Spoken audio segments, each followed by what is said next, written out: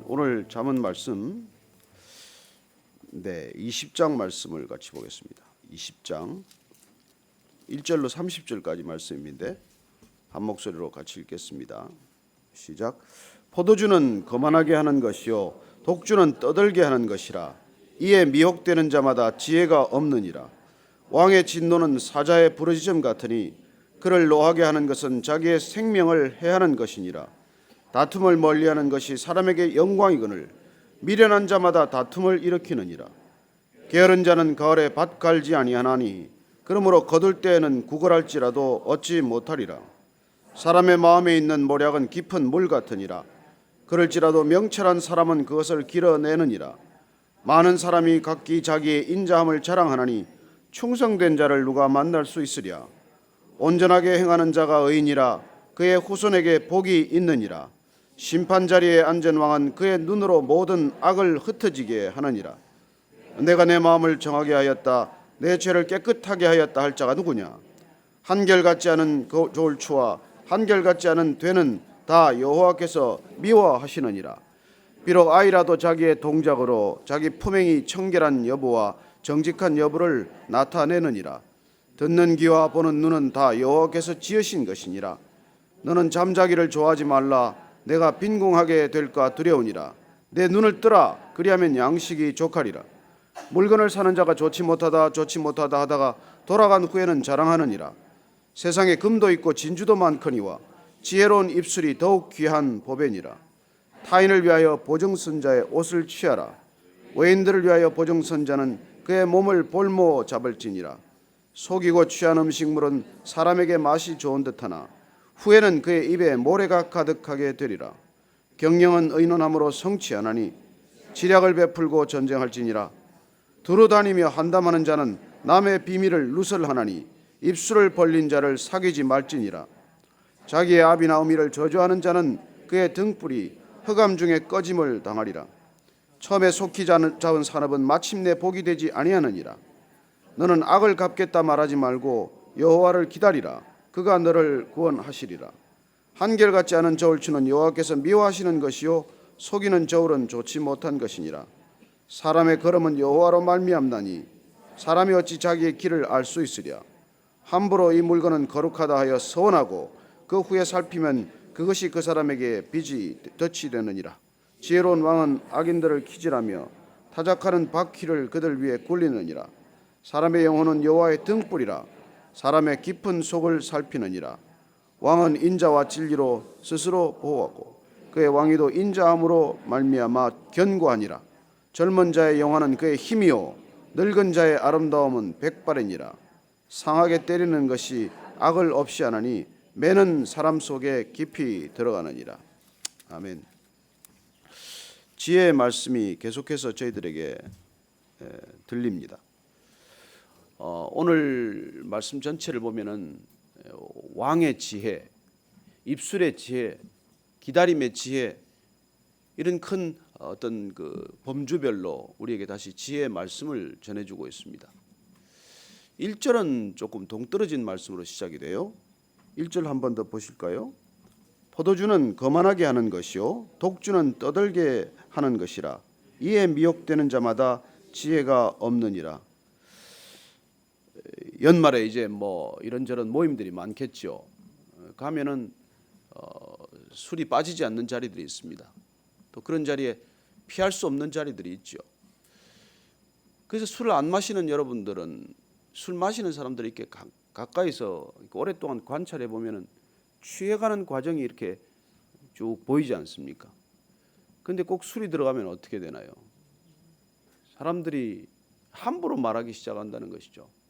오늘 보니까 포도주가 거만하게 한다고 되어 있는데 이 거만하게 한다는 말의 원래 뜻은 보면은 이게 사람을 경멸하다, 조롱하다, 모욕하다 그런 뜻이에요. 결국은 그걸 거만하다 이렇게 교만하다로 번역을 할 수도 있겠죠. 그러나 결국 술에 취한 입술은 사람을 조롱하게 되고 사람을 함부로 말하게 된다는 것입니다. 결국 그 술이 우리의 입술의 절제를 빼앗아 가는 것이죠. 그래서 포도주는 포도주대로 그런 것이고 독주는 독주대로 사람의 입을 가볍게 열게 해서 결국은 마음에 있는 모든 것들을 쏟아내기 시작을 해서 시끌벅적하고 떠들게 되고 말이 많아지고 결국은 그 많은 말 가운데 반드시 실언이 끼어들게 마련이죠.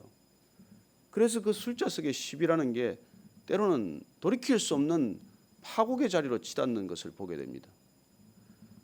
대한민국의 이 술 문화가 또 유독 독특하고 정말 난폭한 편이어서 거기서 지혜롭게 여러분들이 참 처신하지 않으면 굉장히 어려움을 겪는 일들이 많아요. 요즘은 그렇게 뭐 술집에서 싸우고 다투고 부수고 하는 일들은 좀 뜸해졌지만 그래도 결국은 그 술자석의 실언 때문에 얼마나 많은 사회적 코스트를 치는지 몰라요. 우리 사회가 정말 한 단계 업그레이드 되는데 가장 큰 적이 어떻게 보면 술과 관련한 이 사회적 문화들입니다. 그걸 그렇게 그냥 음식처럼 밥을 많이 먹으면 그게 어리석다고 말하는데 술을 많이 마시면 무슨 그게 어리석다는 말로 표현하지 않고 무슨 무용담처럼 여겨져서 이 사회가 술로 인한 고통이 생각보다 큽니다.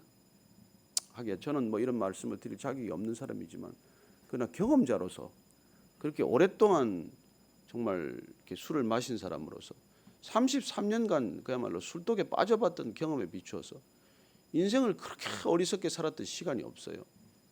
정말 주님께서 은혜롭게 그 어리석은 시간을 다시 바꿔주셨기에 망정이지 그렇지 않다면 지금도 아마 이렇게 참 술로 인한 고통을 가족들에게 또 주위 사람들에게 얼마나 끼쳤겠어요.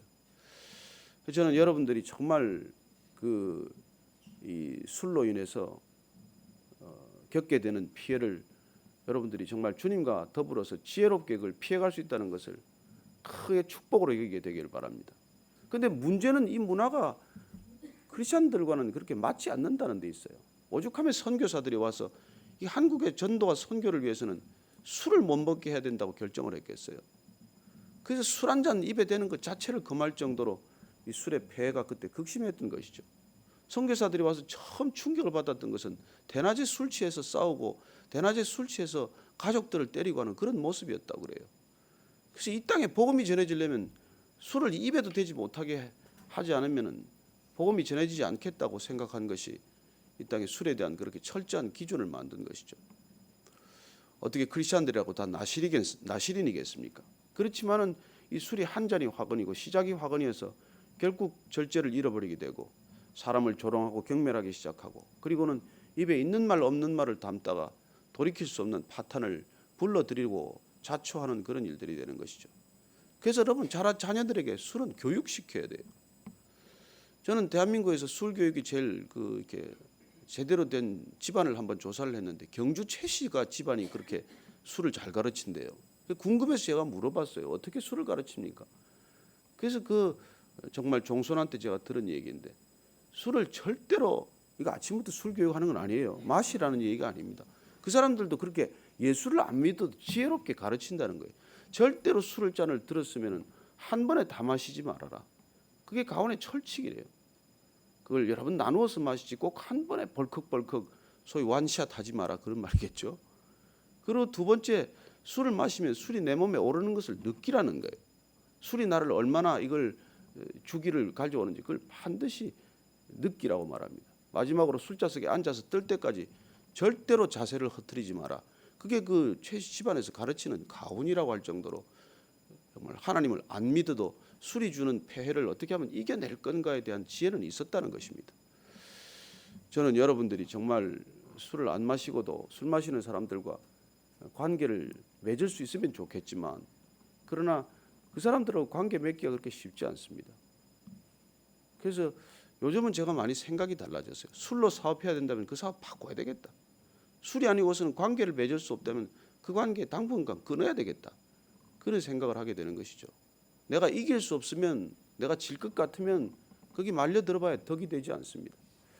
저를 좋아하는 친구가 한번 충고를 했어요. 왜 그렇게 필요 없는 술을 많이 마시냐는 거예요.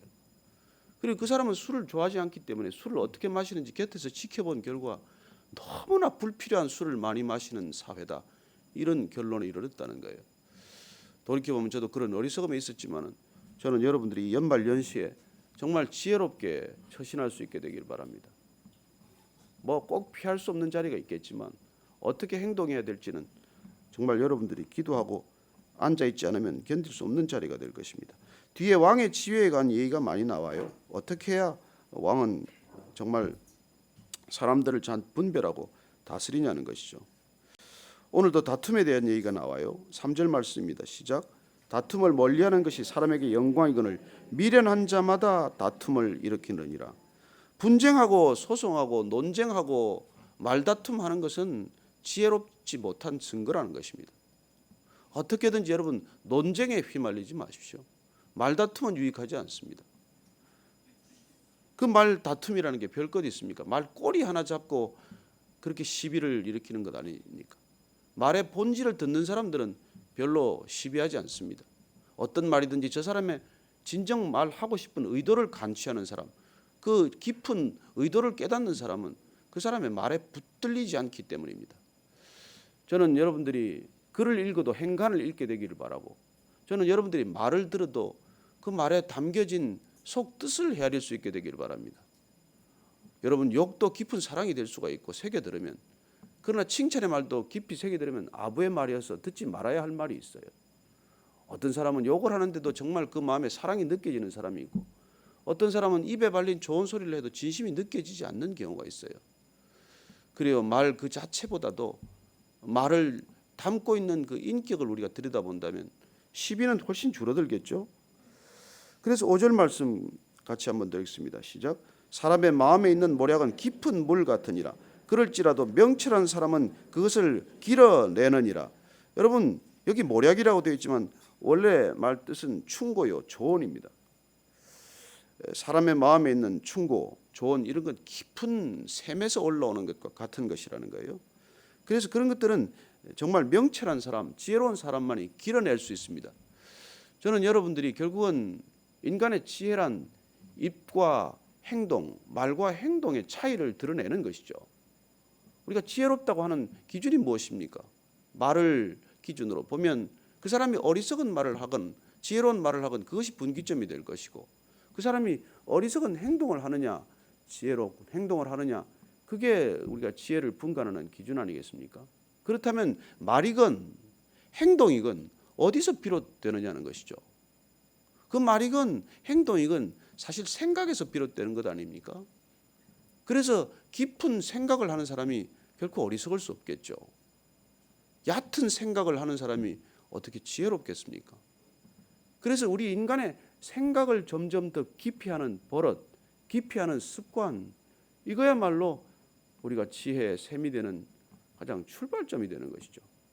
한 번 생각할 거 두 번 생각하고, 두 번 생각할 거 세 번 생각하고, 그래서 점점 깊은 생각으로 들어가는 것, 그게 우리가 사실은 말과 행동의 차이를 만들어내는 그 차이의 뿌리 아니겠습니까? 그래서 얕은 곳에서 퍼담지 말고 깊은 곳에서 길어 올리는 생각이 중요하다는 것입니다.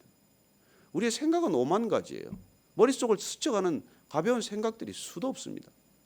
그 생각들을 입으로 옮기거나 손과 발로 옮길 것이 아니라 우리의 깊은 곳에서 자아 올리고 길어 올리고 솟아 올리는 그런 생각들을 우리의 입과 우리의 손과 발에 담아야 한다는 것입니다. 그게 어떻게 보면 지혜와 어리석음의 분기점이겠죠. 그리고 깊은 곳에서 자아 올린 말과 그냥 옆에 있는 말을 퍼담은 말, 누구의 말을 주워 담는 말, 누구의 말을 그냥 쉽게 옮기는 말, 그런 말들은 결국 다툼을 불러일으킬 것이고 오해를 불러일으킬 것이고, 그리고 끝내는 관계를 파탄으로 몰고 가는 것입니다. 우리는 정말 어려운 시대를 살지만, 그러나 이 어려운 시대에도 우리가 붙들어야 할 것은 정말 하나님의 말씀을 우리의 샘의 깊은 곳에 두면 마치 오래됐는 것이 발효하고 숙성하듯이, 저는 하나님의 말씀이 여러분 안에서 깊은 생각과 깊은 속 가운데서 발효하게 되기를 바라고, 그게 시간이 지나면 점점 향기가 되고 또 묵은 포도주처럼 그렇게 깊은 맛을 내듯 그렇게 말 한마디가, 그리고 여러분들의 생각 하나가 깊고 넉넉한 그리고 향취 있는 그런 생각들이 되기를 바랍니다. 이게 우리가 말씀을 묵상하는 이유예요. 말씀 한 절 가지고, 말씀 하나를 가지고 그걸 깊이 깊이 생각할 때, 깊이 깊이 묵상할 때 그 말씀은 내 안에서 발효가 되면서 나를 변화시키고, 그렇게 발효된 우리의 생각과 언어는 누군가에게 영향을 끼치게 되고 누군가를 옳은 길로, 생명의 길로 인도하는 것이죠. 그게 우리가 지혜로워지는 이유이고 지혜로워져야 할 반드시 까닭이 되는 것입니다. 저는 크리스찬들이야말로 지혜로운 사람이 되는 유일한 길이라고 믿어요. 하나님을 부인하고 누가 지혜로울 수 있습니까? 하나님이 없다 하고 어떻게 지혜로울 수가 있어요? 그 지혜는 헛된 것입니다. 저는 여러분들이 하나님을 경외하고 하나님을 사랑하고 하나님을 신뢰하고 그리고 하나님의 말씀을 깊이 깊이 묵상할 때 여러분들은 이 시대가 정말 본받고자 하는 지혜로운 사람들이 될 줄로 믿습니다. 점점 얕아지는 시대예요. 점점 천박한 시대입니다. 그리스도인들조차도 천박하다는 말을 들을 수는 없는 일이죠. 하나님을 믿는다 하면서도 우리가 천박한 생각을 할 수는 없는 일입니다. 그러나 이 세상에서는 정말 참 자기를 주장하는 사람들이 많아요. 6절 말씀 볼까요? 시작. 많은 사람이 각기 자기의 인자함을 자랑하느니 충성된 자를 누가 만날 수 있으랴. 각각 자기의 생각, 자기를 주장하지만은 진실로 충성된 자가 있냐? 여기 인자는 우리가 잘 아는 헤세드라는 단어를 쓰고 있어요. 자기가 선하다 이렇게도 번역할 수 있습니다. 내가 선하다, 내가 진실되다 그렇게 말하는 사람들 그 입을 어떻게 믿겠냐는 것이죠. 9절 말씀도 비슷합니다. 시작. 내가 내 마음을 정하게 하였다, 내 죄를 깨끗하게 하였다 할 자가 누구냐? 여러분, 자기 스스로 의로워질 수 있는 사람은 없습니다. 왜 우리가 십자가의 보혈입니까? 왜 예수님 오셔야만 했습니까? 인간이 자기 힘으로 깨끗해질 수 있다면 하나님이 왜 필요하겠습니까? 인간이 주장하는 정의가 이 땅에 진실로 구현될 수 있다면 뭐 하나님 필요 없죠. 십자가 필요 없습니다. 그러나 인간은 결코 자기 힘으로 그렇게 될 수는 없는 사람들이죠. 오늘 우리는 그 입술에 또 말에 모든 것들이 행동으로 드러난다고 얘기해 줍니다. 11절 말씀이죠. 시작. 비록 아이라도 자기의 동작으로 자기 품행이 청결한 여부와 정직한 여부를 나타내느니라. 아이만이겠습니까? 어른들은 그렇지 않겠습니까? 결국은 우리의 행동으로, 삶으로 우리의 정직과 우리의 신실함을 다 드러내게 되겠죠. 듣는 귀와 보는 눈은 다 여호와께서 지으신 것이라. 그리고 우리가 말하고 행동하는 것들 다 하나님께서 듣고 보고 계신다는 것입니다. 눈을 지으신 하나님께서 보시지 않겠느냐? 귀를 지으신 하나님께서 들으시지 않겠느냐? 그렇게 말씀하십니다.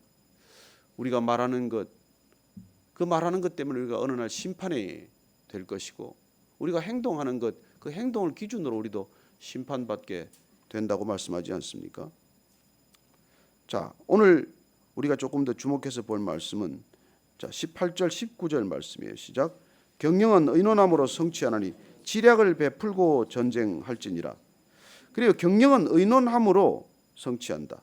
함께함으로 지략을 베풀고 전쟁할지니라. 함께 의논하고 함께 하는 것이 혼자 하는 것보다 낫다는 것입니다. 우리가 결국 이 세상의 많은 일들이 나 혼자 홀로 독단으로 결정할 때 오는 그런 무서운 결과들을 보게 됩니다. 저는 하나님의 사람들이 결국은 공동체적인 삶을 추구하는 삶이고, 공동체적인 삶이란 단순히 우리가 백지장도 맞들면 낫다는 차원이 아니라 내가 하나님 앞에서 나 홀로 의인일 수 없고 나 홀로 내가 지혜자일 수 없기 때문에 하나님의 사람들과 함께하는 경영, 하나님의 사람들과 함께하는 계획, 하나님의 사람들과 함께 결정하는 그런 결정들이 우리를 정말 세상 사람들과 다르게 하는 어떤 그런 능력이 되겠죠. 이 세상은 다 배웠어요. 세상도 하이어라키 조직을 다 네트워크 조직으로 바꿨습니다. 여러분, 예수님께서 이 땅에 오셔서 하이어라키 조직을 네트워크로 바꾼 분이에요. 예루살렘 성전의 하이어라키 시스템을 12제자의 네트워킹 시스템으로 바꾸신 분이에요. 그런 것들이 다 오늘날 다 세상은 다 배웠습니다. 정작 우리는 어떻습니까? 교회가 된 우리는 어떻습니까? 어쩌면 교회 안에 계급 질서가 존재하는 건 아닙니까? 어쩌면 교회 안에 1급, 2급 신자를 구분하는 기준이 존재하는 건 아닐까요?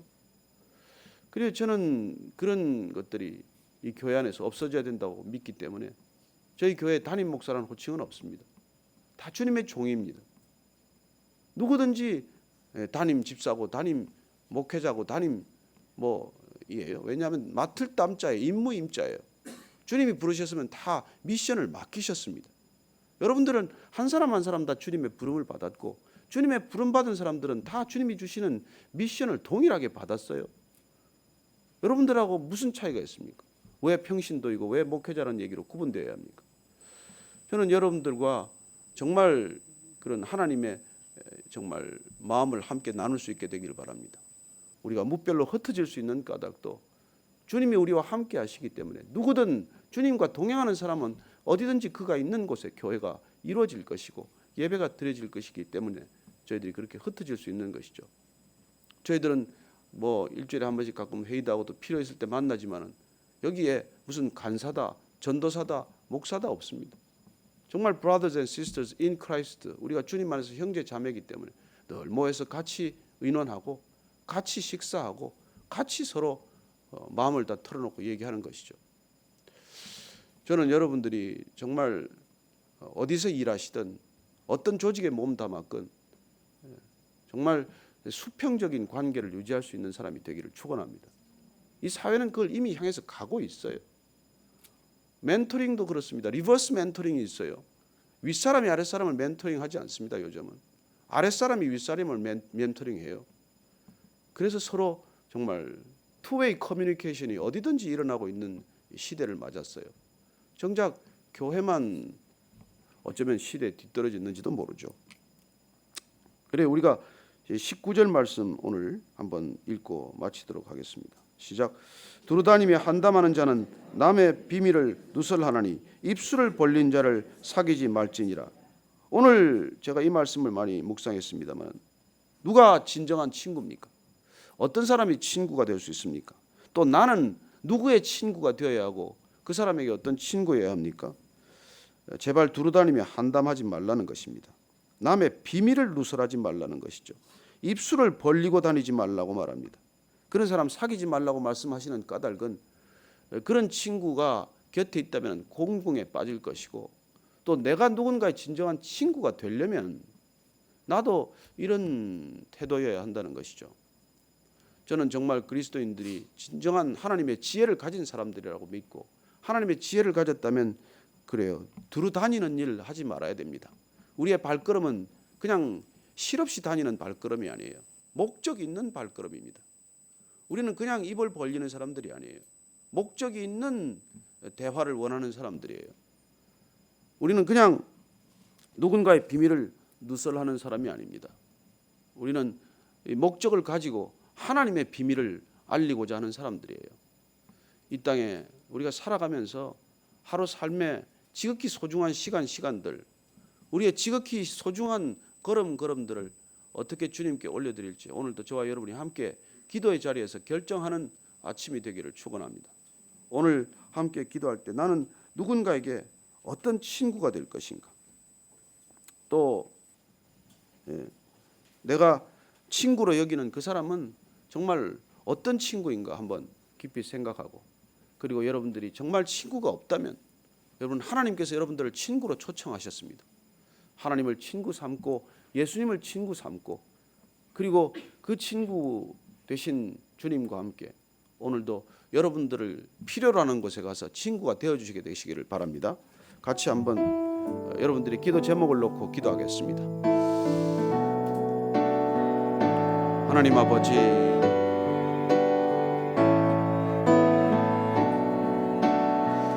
오늘도 저희들의 입술을 주님께 올려드립니다. 주님 지혜로운 입술이 되게 하시고 정말 잠잠히 하나님을 바라보고 잠잠히 하나님을 기다릴 줄 아는 저희들의 지혜가 되게 하여 주옵소서. 하나님, 연말을 맞아갑니다. 한 해를 결산하는 일, 일어나 빛을 마지막까지 바라는 한 해가 되게 하여 주옵소서. 주님을 드러내는 삶이 되게 하시고 주님을 증거하는 걸음이 되게 하여 주옵소서. 오늘 하루를 주님께 올려드립니다. 주님 거룩하게 하시고 정말 기쁨과 소망이 넘치는 하루가 되게 하여 주옵소서. 그렇게 우리가 소용되기를 원합니다. 주님께 그렇게 쓰임받는 하루가 되게 하여 주옵소서. 하나님 아버지, 주님께서 저희를 지혜의 길로 인도해 주셔서 감사합니다. 저희들의 입술의 지혜, 손과 발의 지혜를 주셨사오니 누군가에게 친구가 되어줄 수 있는 그런 믿음의 사람 되게 하여 주옵소서.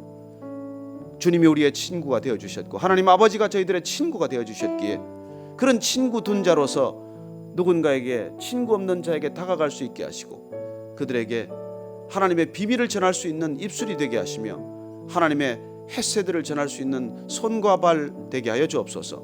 오늘 하루에 우리의 걸음을 인도하실 주님께 우리의 생애를 맡겨드립니다. 주님 사용하여 주옵소서. 이제는 십자가에서 친구의 길을 보여주신 우리 구주 예수 그리스도의 은혜와 그 친구 따르면 영원한 곳 이르게 하시는 하나님 아버지의 크신 사랑과 우리가 정말 가까이 있는 친구보다도 더 친한 친구를 바라보도록 우리의 시선을 이끄는 성령님의 인도하심이 오늘 말씀을 따라 말씀의 지혜를 따라 말씀의 길을 따라 걷기로 결단한 이 자리에 고개 숙인 모든 지혜의 사람들 위해 지금부터 영원까지 함께 하시기를 간절히 축원하옵나이다.